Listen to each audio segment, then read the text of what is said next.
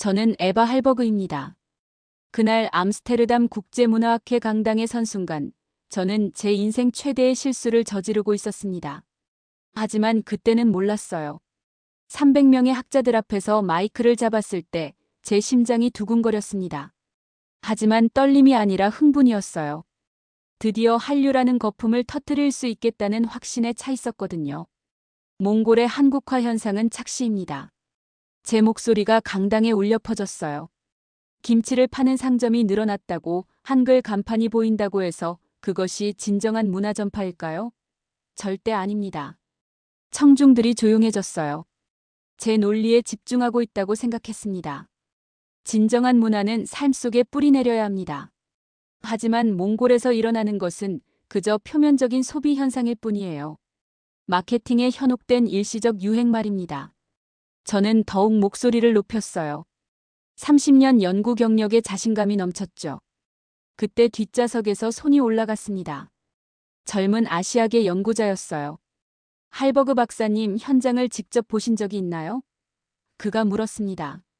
저는 당연하다는 듯 대답했어요. 현장을 보지 않아도 데이터는 말합니다. 통계와 이론으로 충분히 분석 가능하죠. 그렇다면 이것들도 데이터로 설명 가능할까요? 갑자기 스크린에 사진들이 나타났습니다. 울란바토르 거리의 모습들이었어요. 몽골 할머니가 김치를 담그는 모습, 아이들이 한국어로 대화하는 장면, 현지인들이 운영하는 한국 식당들. 강당이 웅성거리기 시작했습니다. 이 사진들은 작년에 제가 직접 찍은 것들입니다. 그 연구자가 말했어요. 할머니는 한국 드라마를 본 적도 없다고 하시더군요. 그런데 왜 김치를 담그고 계실까요? 제 얼굴이 화끈거렸습니다. 하지만 저는 고집을 부렸어요. 몇 장의 사진으로 전체를 판단할 수는 없습니다. 예외적인 사례일 뿐이에요. 그러자 강당 여기저기서 웃음소리가 들려왔어요. 누군가가 큰 소리로 말했습니다. 현장도 안 가보고 어떻게 그런 확신을 하십니까? 또 다른 사람이 거들었어요. 이론만으로 현실을 재단하려 하시는군요. 상황이 완전히 뒤바뀌었습니다. 저를 바라보는 시선들이 차갑게 변했어요. 30년간 쌓아온 권위가 한순간에 무너지는 느낌이었습니다. 학회장을 나서는 순간 저는 결심했어요. 직접 가서 확인해야겠다고. 제 명예를 걸고 말입니다. 칭기스칸 공항에 발을 디딘 순간부터 뭔가 예상과 달랐습니다. 입국 심사대에서 한국어 안내방송이 들려왔어요. 몽골어, 영어 다음으로 세 번째였습니다. 설마 관광객용 서비스겠지 했는데 현지인들도 자연스럽게 듣고 있더라고요. 공항 면세점을 지나는데 더 놀랐습니다. 한국 과자, 라면, 화장품들이 전면에 진열되어 있었어요. 그것도 특별 코너가 아니라 일반 상품으로 말이죠. 몽골 직원이 한국 관광객에게 한국어로 설명하는 모습도 봤습니다. 유창했어요. 택시를 탔는데 기사가 저를 보더니 영어로 물었습니다. 첫 방문이세요? 제가 그렇다고 하니까 웃으며 말하더라고요. 많이 놀라실 거예요. 여기는 이제 몽골인지 한국인지 구분이 안 되거든요. 시내로 들어가면서 창밖을 보는데 정말 충격이었습니다. 한글 간판이 정말 곳곳에 있었어요. 그런데 어설프게 번역된 게 아니라 디자인부터 폰트까지 완전히 한국식이었습니다. 마치 서울 어느 동네에 온 것 같았어요. 저기 김치마트 보이시죠? 사장이 몽골 사람이에요. 기사가 가리키며 말했습니다. 한국에서 10년 살다 온 분이거든요. 이제 여기서 김치 만들어서 파는데 정말 맛있어요. 저희 가족도 단골이에요. 첫 번째 편의점에 들어갔을 때 더 놀랐습니다.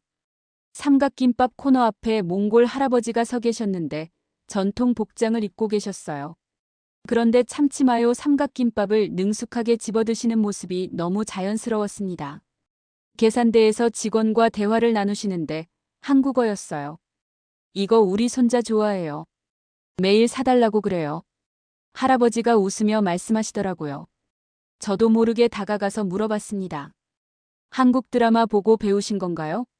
할아버지가 고개를 저으셨어요. 드라마요? 아니에요. 우리 며느리가 한국에서 일하다 와서 온 가족에게 가르쳐줬어요. 이제 이게 우리 식습관이에요. 건강에도 좋고 맛도 있고요. 호텔로 가는 길에 본 풍경들은 더욱 충격적이었습니다. 한국 브랜드 카페에서 데이트하는 젊은 커플들, 한국 치킨집에서 저녁을 먹는 가족들. 모든 게 일상이었어요. 유행이나 호기심이 아니라 삶의 일부 같았습니다. 그날 밤 호텔방에서 저는 처음으로 흔들렸습니다. 내가 본 것들이 정말 단순한 모방일까? 하지만 아직 확신할 수는 없었어요. 더 깊이 들어가 봐야겠다고 생각했습니다. 다음 날 아침 호텔 근처를 산책하다가 카페 하나가 눈에 띄었습니다. 간판에 한글로 써 있었어요. 마치 서울 홍대에서 볼 법한 감각적인 디자인이었습니다. 호기심에 문을 열고 들어갔는데 정말 한국 카페 그 자체였어요. 인테리어부터 음악 심지어 메뉴판까지 모든 게 한국식이었습니다. 원목 테이블, 따뜻한 조명, 벽에 걸린 식물들. K-파프이 은은하게 흘러나오고 있었어요. 완벽한 재현이었습니다. 바리스타는 20대 후반으로 보이는 몽골 여성이었어요. 제가 영어로 주문하려고 하니까 한국어로 대답하더라고요. 어떤 음료 드릴까요? 오늘 케이크도 정말 맛있어요. 발음이 너무 자연스러워서 깜짝 놀랐습니다. 한국어 정말 잘하시네요. 어디서 배우셨어요? 제가 물어봤어요. 그녀가 밝게 웃으며 대답했습니다. 서울 홍대에서 2년 동안 바리스타로 일했어요. 그때 배운 거죠. 여기 와서도 계속 한국식으로 운영하고 있어요. 저는 아메리카노를 주문하고 자리에 앉았습니다. 그런데 놀라운 일이 일어났어요. 손님들이 하나둘씩 들어오는데 대부분이 한국어로 주문하더라고요. 20대 커플이 들어와서 아이스 카페라테 2개 주세요라고 말했습니다. 너무 자연스러웠어요. 중년 아주머니도 들어오셨는데 오늘 빵 뭐가 맛있어요? 라고 한국어로 물어보시더라고요. 바리스타 소롱고와 자연스럽게 대화를 나누는 모습이 마치 서울의 어느 동네 카페 같았습니다. 제가 소롱고에게 다가가서 물어봤어요. 손님들이 모두 한국어를 하시네요. 신기해요. 그녀가 당연하다는 듯 말했습니다. 여기 동네 사람들은 대부분 한국어예요. 한국 회사에서 일하거나 한국에 다녀온 가족이 있거나 아니면 아이들이 학교에서 배워와서 가르쳐 주거나 하죠. 그럼 한국 드라마나 K-파프 때문에 시작된 건가요? 제가 다시 물었어요. 소롱고가 고개를 저었습니다. 처음엔 그랬을지도 모르죠. 하지만 이제는 아니에요. 이건 우리 일상이에요. 한국식으로 사는 게 더 편하고 좋거든요. 오후에 다른 테이블에 앉은 할머니와 손녀가 대화하는 걸 들었습니다. 할머니는 몽골어로, 손녀는 한국어로 섞어서 이야기하고 있었어요. 할머니, 이 케이크 정말 맛있어요라고 손녀가 말하니까 할머니가 그래, 맛있다고 한국어로 대답하시더라고요. 그 순간 저는 깨달았습니다. 이건 유행이 아니라 생활이구나. 문화 연구자인 제가 오히려 이 공간에서 이방인이 되어 있었어요. 모든 사람들이 자연스럽게 한국어를 사용하고 한국식 문화를 향유하고 있는데 저만 관찰자로 서 있었습니다. 카페를 나서면서 저는 처음으로 인정했어요. 제가 봤던 것들이 단순한 모방은 아니라는 걸 말이죠. 하지만 아직 완전히 확신할 수는 없었습니다. 더 많은 것을 봐야 했어요. 세 번째 날, 저는 울란바토르 최대 쇼핑몰인 이마트에 갔습니다. 한국 대기업이 운영하는 곳이니까 당연히 한국 상품이 많을 거라고 생각했어요. 하지만 중요한 건 현지인들의 반응이었습니다. 정말 일상적으로 이용하는지 확인하고 싶었거든요. 1층 식품 코너에 들어서자마자 김치 코너가 보였습니다. 생각보다 규모가 컸어요. 배추김치, 깍두기, 열무김치까지 종류도 다양했습니다. 그런데 더 놀라운 건 그 앞에 서 있는 사람들이었어요. 대부분이 현지인이었거든요. 60대 정도 되어 보이는 몽골 할아버지와 할머니가 김치를 고르고 계셨습니다. 저는 용기를 내서 다가갔어요. 안녕하세요. 인터뷰 좀 해도 될까요? 연구자인데 궁금한 게 있어서요. 할아버지가 흔쾌히 응해주셨습니다. 김치 드세요? 제가 물어봤어요. 당연하죠. 이거 없으면 밥 못 먹어요. 할머니가 대답하셨습니다. 김치는 사람 마음 같아서요. 맵기도 하고 새콤하기도 하고 뭔가 살아있는 맛이에요. 언제부터 드시기 시작하셨어요? 제가 또 물었습니다. 할아버지가 생각해 보시더니 말씀하셨어요. 우리 아들이 한국에서 일하다가 와서 가르쳐 줬어요. 처음엔 너무 매워서 못 먹겠더라고요. 그런데 자꾸 먹다 보니까 중독되더라고요. 드라마 보고 관심 갖게 되신 건 아니에요? 제가 다시 물어봤어요. 할머니가 웃으시며 말씀하셨습니다. 드라마는 잘 안 봐요. 너무 복잡해서요. 그냥 맛있어서 먹는 거예요. 이제 김치 없는 식사는 상상도 못 하겠어요. 매장 직원에게도 물어봤습니다. 김치 많이 팔려요? 직원이 고개를 끄덕였어요. 네, 정말 많이 팔려요. 특히 겨울에는 더 많이 나가죠. 이제 몽골 사람들 식탁에서 김치는 필수예요. 유행이 아니라 습관이 된 것 같아요. 다른 코너도 둘러봤는데 마찬가지였습니다. 라면 코너에서는 신라면, 너구리, 진라면을 사는 가족들을 봤어요. 아이가 엄마에게 이거 맛있어요. 사주세요라고 한국어로 말하더라고요. 엄마도 자연스럽게 그래. 이것도 사자라고 한국어로 대답했습니다. 냉동식품 코너에서는 더 놀라운 광경을 봤어요. 만두, 떡갈비, 김밥까지 한국 음식들이 가득했는데 현지인들이 장바구니에 담고 있었습니다. 마치 한국 주부들이 장 보는 것처럼 자연스럽게 말이죠. 계산대에서 젊은 엄마가 아이에게 말했습니다. 오늘 저녁에 김치찌개 끓여줄게. 아이가 기뻐하며 대답했어요. 와, 좋아요. 김치찌개 정말 맛있어요. 그 순간 저는 완전히 무너졌습니다. 이건 유행이 아니었어요. 이건 생활이었습니다. 한국 문화가 몽골 사람들의 일상 깊숙이 들어와 있었어요. 제가 30년간 연구해온 문화 전파 이론으로는 설명할 수 없는 현상이었습니다. 이마트를 나서면서 저는 처음으로 중얼거렸어요. 내가 틀렸을 수도 있겠다. 하지만 아직 완전히 인정하고 싶지는 않았습니다. 마지막으로 한 곳만 더 가보기로 했어요. 네 번째 날 오후, 저는 울란바토르 시내를 걷고 있었습니다. 특별한 목적지는 없었어요. 그냥 일상적인 거리 풍경을 보고 싶었거든요. 학교가 끝나는 시간이었는지 아이들이 많이 보였습니다. 그때 한 소녀가 제게 다가왔어요. 10살 정도 되어 보이는 아이였습니다. 교복을 입고 있었는데 가방에 한국 캐릭터 키홀더가 달려 있었어요. 안녕하세요라고 한국어로 인사하더라고요. 저는 깜짝 놀랐습니다. 안녕. 한국어 할 줄 아는구나. 아이가 밝게 웃으며 대답했어요. 네, 학교에서 배워요. 제 이름은 볼드예요. 아주머니는 어느 나라에서 오셨어요? 노르웨이에서 왔어. 너 한국어 정말 잘한다. 제가 말하니까 볼드가 자랑스럽게 말했습니다. 우리 반 친구들 모두 한국어 해요. 미래에 필요하니까요. 한국 회사가 많잖아요. 제가 더 자세히 물어봤어요. 한국 드라마나 K-파프 좋아해서 배우는 거야? 볼드가 고개를 저었습니다. 그것도 좋아하지만 그냥 필요해서요. 엄마 아빠도 한국어 하시고 우리 동네 사람들도 다 해요. 집에서도 한국어 써? 제가 물었어요. 볼드가 당연하다는 듯 말했습니다. 네, 엄마는 김치찌개 끓여주시고 저는 바나나 우유 마시고요. 우리 가족은 한국식으로 살아요. 더 재미있거든요. 그때 볼드의 친구들이 다가왔습니다. 4-5명 되는 아이들이었는데 모두 한국어로 대화하고 있었어요. 볼드야, 오늘 뭐 먹을 거야? 김치볶음밥 먹고 싶어. 나도. 아이들의 대화가 너무 자연스러웠습니다. 제가 아이들에게 물어봤어요. 너희들 한국어 언제부터 배웠어? 한 아이가 대답했습니다. 어려서부터요. 부모님이 가르쳐 주셨어요. 한국에서 일하시거든요. 또 다른 아이가 말했어요. 저희 할머니도 한국어 조금 하세요.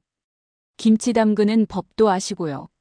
아이들이 한 명씩 자기 이야기를 했는데 모두 집에서 한국 문화를 접하고 있었어요. 그럼 너희들에게 한국은 어떤 나라야? 제가 마지막으로 물어봤습니다. 볼드가 진지하게 생각해 보더니 말했어요. 가까운 나라요. 몽골이랑 비슷한 것 같아요. 추운 것도 비슷하고 사람들이 따뜻한 것도 비슷해요. 다른 아이가 거들었습니다. 한국 사람들이 우리를 좋아해줘요. 일자리도 주시고 맛있는 음식도 가르쳐 주시고요. 또 다른 아이가 말했어요. 한국어 배우면 나중에 좋은 일 할 수 있대요. 아이들과 헤어지면서 저는 완전히 충격을 받았습니다. 이 아이들에게 한국은 외국이 아니었어요. 일종의 확장된 고향 같은 느낌이었습니다. 언어도 음식도 생활 방식도 모두 자연스럽게 받아들이고 있었어요. 그날 저녁 호텔방에서 저는 처음으로 솔직하게 인정했습니다. 문화는 수치나 통계가 아니라 온도였다는 걸 말이죠. 차가운 이론으로는 설명할 수 없는 따뜻한 현실이 여기에 있었어요. 한 아이의 순수한 한마디가 제 30년 이론을 완전히 무너뜨렸습니다. 마지막 날, 저는 현지인 추천으로 작은 김치찌개 식당을 찾아갔습니다. 골목 안쪽에 있는 정말 소박한 식당이었어요. 간판도 어설프게 한글로 써 있었고, 가게도 10평 남짓 작았습니다. 하지만 문을 열고 들어가니 놀라웠어요. 정말 한국의 어느 동네 식당 같았거든요. 김치찌개 끓는 냄새, 구수한 된장찌개 향, 벽에 붙은 한국 가요 가사. 모든 게 친숙했습니다. 사장은 60대 중반으로 보이는 몽골 남성이었어요. 안녕하세요. 제가 인사하니까 사장이 한국어로 대답했습니다. 어서 오세요. 뭐 드실래요? 발음은 어눌했지만 정말 정성스러웠어요. 저는 김치찌개를 주문했습니다. 기다리는 동안 사장과 이야기를 나눴어요. 사장님, 한국에 계신 적 있어요? 제가 물어봤습니다. 사장이 고개를 끄덕였어요. 네, 10년 동안 건설 현장에서 일했어요. 힘들었지만 좋은 경험이었죠. 그때 김치찌개 배우신 거예요? 사장 바트볼드가 웃으며 말했습니다. 처음엔 너무 매웠어요. 못 먹겠더라고요. 그런데 한국 형님들이 자꾸 끓여주시더라고요.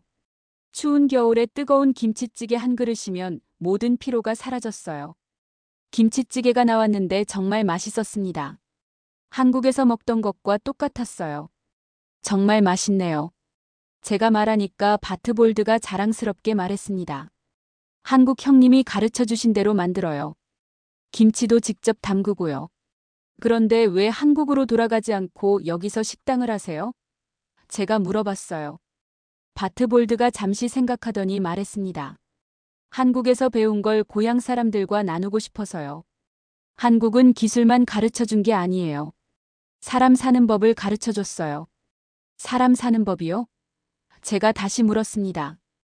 바트볼드의 눈이 반짝였어요. 한국 형님들은 힘들어도 서로 도와줘요. 밥도 같이 먹고 술도 같이 마시고 가족 이야기도 나누고요. 그런 따뜻함을 배웠어요. 다른 손님들이 들어오기 시작했습니다. 대부분 단골인 것 같았어요. 바트볼드가 모든 손님과 한국어로 인사를 나눴습니다. 어서 오세요. 오늘도 김치찌개 드실 거죠? 네, 사장님. 언제나 맛있어요. 한 가족이 들어왔는데 아버지가 바트볼드에게 말했습니다. 사장님, 우리 아이가 한국 회사에 취직했어요. 바트볼드가 정말 기뻐하며 대답했어요. 축하해요. 한국어 잘해서 그럴 거예요. 제가 가르쳐드린 보람이 있네요. 식사를 마치고 나서 저는 바트볼드에게 마지막 질문을 했습니다. 사장님, 몽골 사람들이 왜 한국을 좋아한다고 생각하세요? 바트볼드가 김치찌개 냄비를 저으며 말했습니다. 한국은 우리와 비슷해요. 겨울은 차갑지만 마음은 따뜻한 나라거든요. 한국 형님들이 저를 가족처럼 대해줬어요. 돈만 벌라고 한 게 아니라 같이 살아가는 법을 가르쳐줬죠. 바트볼드의 목소리에 진심이 담겨 있었어요. 그래서 저도 여기서 그 마음을 나누고 있어요. 음식은 그냥 매개체예요. 진짜는 사람의 마음이죠. 그 순간 저는 모든 걸 이해했습니다. 한국 문화가 몽골에 전파된 건 드라마나 K-파프 때문이 아니었어요. 바트볼드 같은 사람들이 한국에서 경험한 따뜻함을 고향에 가져온 것이었습니다. 문화는 상품이 아니라 관계였던 거죠. 식당을 나서면서 저는 처음으로 눈물이 났습니다. 30년간 차가운 이론에 갇혀있던 제가 한 그릇의 뜨거운 김치찌개 앞에서 완전히 무너진 것이었어요. 한 달 후, 저는 다시 암스테르담 국제문화학회 강당에 서 있었습니다. 하지만 이번엔 완전히 다른 마음이었어요. 떨렸습니다. 제 명예를 회복하러 온 게 아니라 제가 틀렸다는 걸 인정하러 왔으니까요. 300명의 학자들이 저를 바라봤습니다. 지난번과 같은 사람들이었지만 제가 달라졌어요. 마이크를 잡고 첫 마디를 했습니다. 저는 틀렸습니다. 강당이 조용해졌어요. 한 달 전 이 자리에서 저는 몽골의 한국화 현상을 일시적 유행이라고 단정했습니다. 현장도 보지 않고 사람도 만나지 않고 오직 이론과 데이터만으로 판단했죠. 그것이 제 첫 번째 실수였습니다. 스크린에 울란바토르에서 찍은 사진들을 띄웠습니다. 바트볼드의 식당, 소녀 볼드와의 만남, 이마트에서 김치를 고르는 할아버지와 할머니. 모든 순간들이 생생했어요. 이 사진 속 사람들을 만나면서 저는 깨달았습니다. 문화는 수치로 측정할 수 있는 게 아니라는 걸 말이죠. 몽골 사람들이 한국을 받아들인 건 유행을 따른 게 아니었어요. 더 나은 삶을 선택한 것이었습니다. 바트볼드의 이야기를 했습니다. 한국에서 10년간 일하며 배운 것이 기술만이 아니라 사람 사는 법이었다는 것, 그 따뜻함을 고향에 가져와 나누고 있다는 것을 말이죠. 청중들이 집중해서 듣고 있었어요. 60대 할아버지가 김치를 담그는 이유를 아십니까? 드라마를 봐서가 아니에요. 며느리가 한국에서 배워와서 가족의 건강을 위해 가르쳐줬기 때문입니다. 10살 아이가 한국어를 하는 이유도 K-파프를 좋아해서가 아니에요. 그것이 미래에 필요한 언어라고 부모가 가르쳐 주었기 때문이죠. 제가 카페에서 만난 소롱고의 이야기도 했습니다. 홍대에서 2년간 일하며 배운 서비스 정신을 울란바토르에서 실천하고 있다는 것. 그녀에게 한국은 외국이 아니라 또 다른 고향 같은 존재라는 걸 말이죠. 몽골은 한국을 소비하지 않았습니다. 선택했습니다. 제 목소리가 강당에 울려 퍼졌어요. 강요된 문화는 사라지지만 선택된 문화는 뿌리를 내립니다. 몽골에서 일어나는 것은 후자입니다. 그때 청중 중 한 명이 손을 들었습니다. 그렇다면 할버그 박사님, 진정한 문화 전파의 조건은 무엇이라고 생각하십니까? 저는 망설임 없이 대답했어요. 온도입니다. 차가운 상품이 아니라 따뜻한 관계. 일방적인 수출이 아니라 쌍방향의 소통. 그리고 무엇보다 진심입니다. 한국이 몽골에 전해준 것은 기술이나 상품이 아니라 사람의 따뜻함이었어요. 발표가 끝나자 박수가 터져나왔습니다. 한 달 전 조롱받던 것과는 완전히 다른 분위기였어요. 여러 학자들이 다가와서 말했습니다. 용기 있는 발표였습니다. 현장의 중요성을 다시 깨닫게 해주셨어요. 그날 저는 명예를 회복했습니다. 하지만 그보다 더 중요한 것을 얻었어요. 진실을 인정하는 용기와 사람에 대한 따뜻한 시선을 말이죠. 일주일 후 저는 다시 울란바토르에 있었습니다. 연구차 온 게 아니라 개인적인 여행으로 왔어요. 바트볼드의 식당을 다시 찾고 싶었거든요. 이번엔 관찰자가 아니라 손님으로 말이죠. 골목 안쪽 작은 식당 문을 열고 들어갔을 때 바트볼드가 저를 알아봤습니다. 노르웨이에서 오신 분. 다시 오셨네요. 그의 얼굴에 진짜 반가움이 담겨 있었어요. 네, 또 김치찌개 먹으러 왔어요. 제가 웃으며 말했습니다. 바트볼드가 기뻐하며 말했어요. 좋아요. 오늘은 특별히 더 맛있게 끓여드릴게요. 김치도 어제 새로 담갔어요. 자리에 앉아서 기다리는 동안 다른 손님들을 봤습니다. 한 달 전과 똑같은 풍경이었어요. 가족들이 와서 김치찌개를 먹고 젊은 커플이 와서 한국어로 주문하고 할머니가 손자 손을 잡고 와서 만두를 시키고 김치찌개가 나왔을 때 저는 정말 감동했습니다. 한 달 전보다 더 맛있는 것 같았어요. 아니, 제가 달라진 것 같았습니다. 이제는 그냥 음식이 아니라 바트볼드의 마음이 담긴 한 그릇이라는 걸 알고 있었거든요. 사장님, 저 지난번에 학회에서 발표했어요. 몽골의 한국 문화에 대해서요. 제가 말했습니다. 바트볼드가 궁금해했어요. 어떻게 발표하셨어요? 사장님 이야기를 했어요. 한국에서 배운 따뜻함을 여기서 나누고 계신다고요. 그게 진짜 문화 전파라고 말했습니다. 바트볼드가 수줍게 웃었어요. 제가 뭐 대단한 일 한 건 아닌데요. 아니에요. 정말 대단한 일이에요. 제가 진심으로 말했습니다. 사장님 같은 분들이 있기 때문에 한국과 몽골이 더 가까워진 거예요. 정부나 기업이 한 것보다 더 큰 일을 하신 거예요. 그때 어린 손님이 들어왔습니다. 지난번에 만났던 볼드였어요. 안녕하세요 하고 한국어로 인사하더라고요. 저를 기억하고 있었습니다. 아, 노르웨이에서 온 아주머니. 또 오셨네요. 볼드야, 안녕. 학교는 어때? 제가 물어봤습니다. 좋아요. 한국어 시간이 제일 재미있어요. 선생님이 한국 문화도 많이 가르쳐 주세요. 볼드가 밝게 대답했어요. 볼드가 바트볼드에게 말했습니다. 사장님, 김치볶음밥 하나 주세요. 엄마가 사오라고 하셨어요. 바트볼드가 웃으며 포장을 해주었어요. 볼드 엄마한테 안부 전해드려요. 볼드가 나가면서 저에게 말했습니다. 아주머니, 한국 좋아하세요? 저는 망설임 없이 대답했어요. 응, 정말 좋아해. 한국 사람들이 따뜻해서 좋아해. 식사를 마치고 계산할 때 바트볼드가 물어봤습니다. 왜 한국을 좋아하게 되셨어요? 저는 잠시 생각해보다가 말했어요. 처음엔 연구 때문에 관심을 가졌는데, 이제는 그냥 좋아해요. 이유 같은 건 없어요. 좋아서 좋아하는 거죠. 바트볼드가 환하게 웃었습니다. 맞아요. 저도 그래요. 이유는 없어요. 그냥 좋으니까 좋아하는 거죠. 공항으로 가는 택시 안에서 한글 안내방송이 들려왔습니다. 한 달 전에는 이상하게 느껴졌는데 이번엔 따뜻하게 들렸어요. 이해와 감사의 마음으로 말이죠.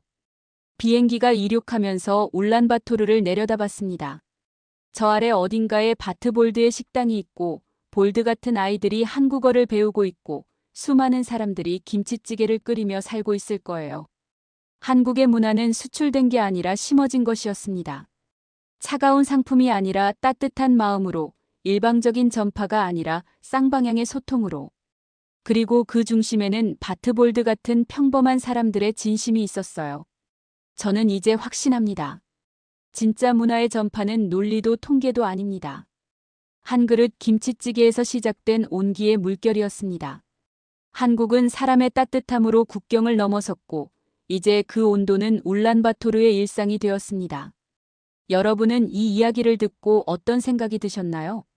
여러분의 생각을 아래 댓글에 남겨주세요. 그리고 감동적인 사연을 주변 사람들과 공유하고 함께 이야기 나눠보세요. 마지막으로 1초밖에 걸리지 않는 구독과 좋아요, 알림 설정은 영상 제작에 큰 힘이 됩니다.